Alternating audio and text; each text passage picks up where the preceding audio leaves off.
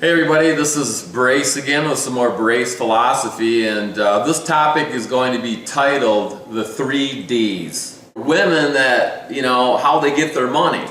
And it's like 3 Ds. The first 3 Ds of like their daddies. And the first one comes in the form of their biological fathers, their daddy, who pays for their education, their car, their insurance, and usually pays them, for their apartment rental or whatever, maybe even college, and usually subsidizes either their daughters for quite a long time until their secondary D takes over, which is their first husband.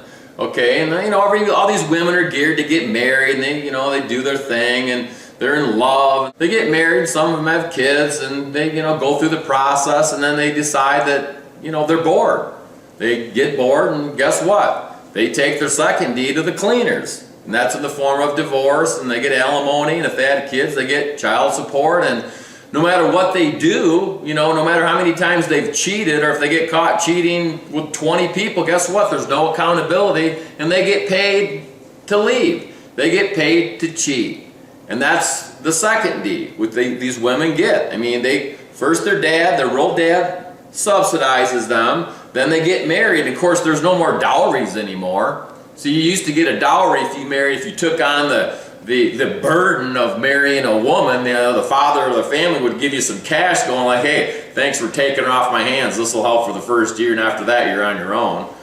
But the women, they get through the second D, they go through this, and they marry for love the first time, and sooner or later, after they hook up with all their friends that are telling them how great it is to be single again and how much money you can make from your second D, they take them to the cleaners, and the guys, why their husband's out trying to make a living and build a nest egg and everything, they're out, talking to their friends that are divorced and cheating on their husbands because there's no accountability. So no matter what they do, they get paid to leave.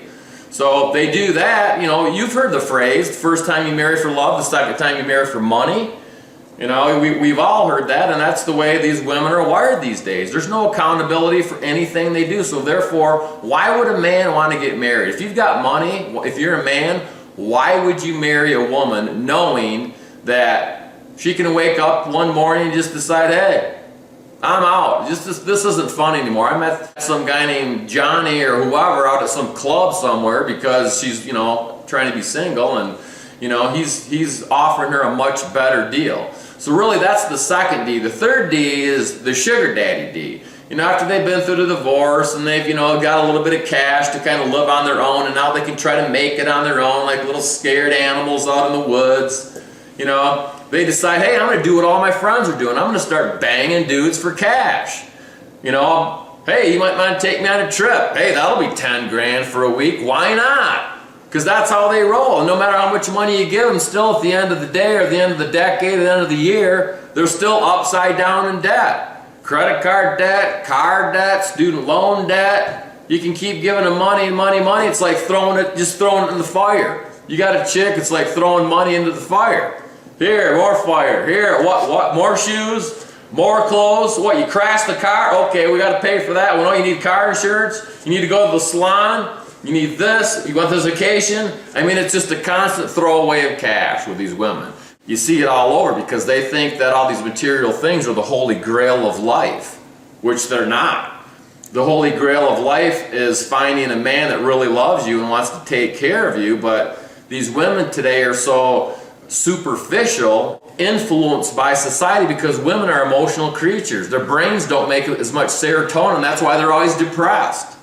Wow, that sounds great. I've got a woman, oh, you're depressed. We'll get you on some antidepressants and maybe that'll help you. But why, we as men, we've got to deal with these women that go through the 3 Ds. You can have a great relationship with a woman. Next thing you know, she meets some girl at the salon that's single with their third D. They're getting paid to go here, and they're getting shoes bought, and they're getting clothes. All you got to say is, this guy buys me new shoes. And a woman, it's like a dog. Her ears will go, what? He's going to buy me new shoes? I might get divorced for that. And that's what happens with those type of women. And it's sad. Those are the 3 Ds. And men, you have to be aware of the 3 Ds and what you're getting into when you're with a woman. Women, it's like, what stage of the D are you in right now? 1, 2, or 3? Where are you going with this thing? Otherwise, you're going D for down. I'm signing off right now, and I hope you got something from the 3 Ds.